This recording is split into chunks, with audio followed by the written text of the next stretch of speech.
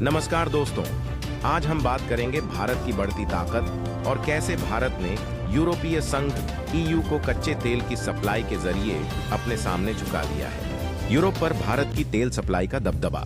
Europe की कई बड़ी रिफाइनरियां हाल ही में बंद हो चुकी हैं और इसके पीछे कारण है रूस यूक्रेन युद्ध। इस युद्ध ने यूरोप की ऊर्जा जरूरतों पर गहरा असर डाला है। पहले यूरोप अपनी ज्यादातर तेल की जरूरतें रूस से पूरी करता था, लेकिन रूस पर लगे अमेरिकी प्रतिबंधों के कारण अब यूरोप के पास कच्चे तेल की भारी कमी हो गई है। ऐसे में भारत ने अपनी ऊर्जा ताकत का पूरा फायदा उठाया है। भारत ने कच्चे तेल के निर्यात में वृद्धि करते हुए यूरोप की ऊर्जा जरूरतों को पूरा करने के लिए अपनी सप्लाई चेन को मजबूत किया है। इस रणनीति ने भारत को ऊर्जा के क्षेत्र में एक महत्वपूर्ण खिलाड़ी बना दिया है। भारत की यह बढ़ती ताकत यूरोप के लिए एक बड़ा झटका है, क्योंकि अब उसे अपनी ऊर्जा जरूरतों के लिए भारत की तरफ देखना पड़ रहा है। भारत ने रूस से सस्ते दामों पर कच्चा तेल खरीदा, उसे रिफाइन किया और बड़ी मात्रा में यूरोप को निर्यात किया।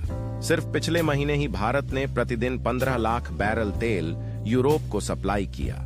ये भारत के लिए एक बड़ा रिकॉर्ड है और इससे न केवल भारत की अर्थव्यवस्था को जबरदस्त मुनाफा हुआ है, बल्कि यूरोप की तेल जरूरतें भी पूरी हो रही हैं। अब यूरोप भारत के तेल के बिना नहीं चल सकता। ये एक बड़ा संकेत है कि भारत अब केवल एक उभरती अर्थव्यवस्था नहीं, बल्कि एक वैश्विक ऊर्जा खिलाड़ी बन चुका है। अब बात करते हैं यूरोपीय संघ द्वारा लगाए गए कार्बन टैक्स की, जो भारत पर सीधा हमला था। EU ने स्टील, सीमेंट और अन्य मेटल प्रोडक्ट्स पर भारी इंपोर्ट ड्यूटी और टैक्स लगा दिए थे। इन टैक्सों की वजह से भारतीय उत्पादों की कीमत यूरोप में बढ़ गई, जिससे यूरोपीय बाजारों में भारतीय कंपनियों की प्रतिस्पर्धात्मकता कम हो गई। लेकिन भारत ने इस चुनौती को भी स्वीकार किया और इसके खिलाफ कड़ा विरोध किया।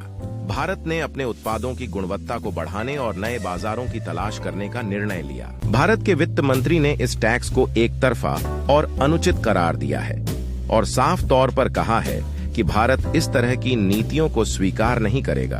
भारत ने यूरोपीय संघ को चेतावनी दी है कि अगर ये नीतियां जारी रहीं तो इसके गंभीर नतीजे हो सकते हैं। यूरोप को यह समझना होगा कि भारत अब कोई छोटा व्यापारिक साझेदार नहीं, बल्कि एक बड़ी आर्थिक शक्ति है।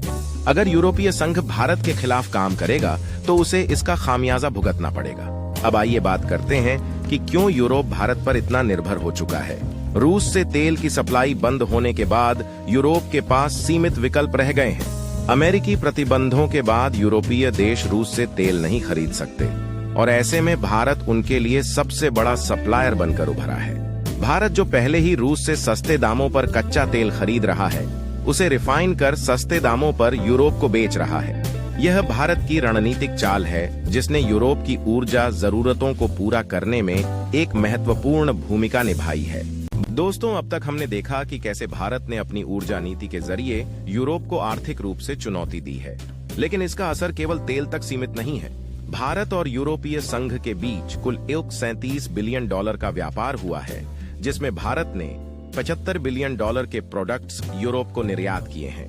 यह व्यापारिक मुनाफा भारत की अर्थव्यवस्था को नई ऊंचाइयों तक ले जा रहा है और इसी से पता चलता है कि भारत का भविष्य कितना उज्जवल है। भारत का यूरोपीय संघ के साथ बढ़ता व्यापारिक संघर्ष।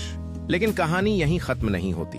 यूरोपीय संघ ने 2026 से नए कार्बन टैक्स लगाने की योजना बनाई है, जिससे भारतीय कंपनियों को और भी अधिक चुनौतियों का सामना करना पड़ सकता है। हालांकि भारत इस स्थिति से निपटने के लिए पूरी तरह से तैयार है।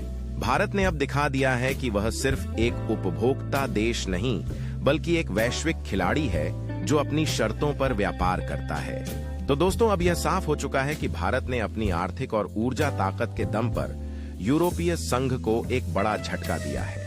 भारत अब केवल एक उभरती हुई अर्थव्यवस्था नहीं, बल्कि एक ऐसी वैश्विक शक्ति है जिसे नजरअंदाज नहीं किया जा सकता।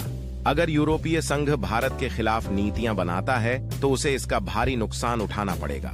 भारत अब विश्व मंच पर एक मजबूत स्थिति में है और यह साबित कर चुका है कि वह किसी भी चुनौती का सामना करने के लिए तैयार है। अगर आपको यह जानकारी पसंद आई हो तो वीडियो को लाइक जरूर करें और अगर आप चाहते हैं कि हम इसी तरह की जानकारी पूर्ण वीडियो आपके लिए लाते रहें तो चैनल को सब्सक्राइब करना न भूलें।